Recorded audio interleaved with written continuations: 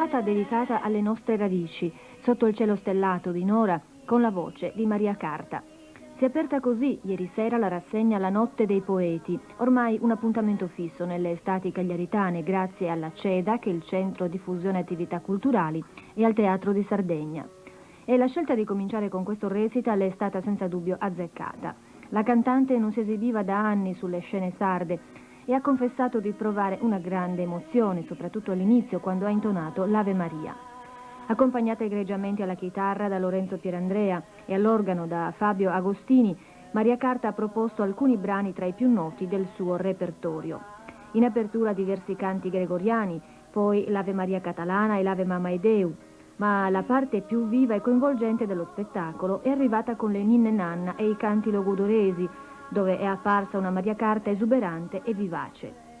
La voce appena incrinata dagli anni ha superato le difficoltà tecniche ricorrendo a una grande capacità interpretativa. E così si è giunti a un finale in crescendo con il suono antico delle launeddas di Luigi Lai, i gozos, le traccas e su Dillu il ballo nuorese. Alla fine pubblico soddisfatto e applausi. Si replica stasera e domani.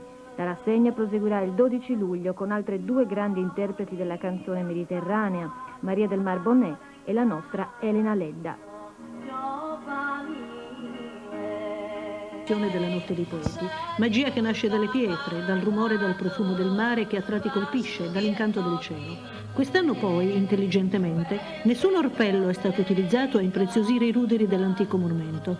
Un buon pubblico è accorso per la prima serata, che ha visto in scena Maria Carta, accompagnata da Lorenzo Pietrandrea e Fabio Agostini, esibitisi anche in assolo, così come si è esibito, riscuotendo grandi applausi, il suonatore ed esperto di launeddas Luigi Lai.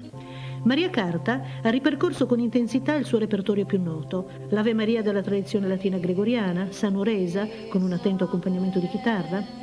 Si è espressa in una poesia gallurese della metà del Settecento, scritta da Don Bainjo Pes, ha cantato la corsicana e poi il diesire, ancora secondo la tradizione gregoriana, quindi l'Ave Maria catalana, brano dell'inizio del Settecento, poi la Ninna Nanna di Natale e il Vexilla Regis Prodeunt, e poi ancora Ninne Nanne galluresi e logudoresi e il Deus ti salvet Maria e i Gozos. Insomma, una lunga serie di brani, intervallati dalle esibizioni dei musicisti accompagnatori, di cui molto apprezzato l'assolo di chitarra di Lorenzo Pietrandrea sul brano Asturias e la toccata di Frescobaldi per organo con Fabio Agostini all'organo elettronico.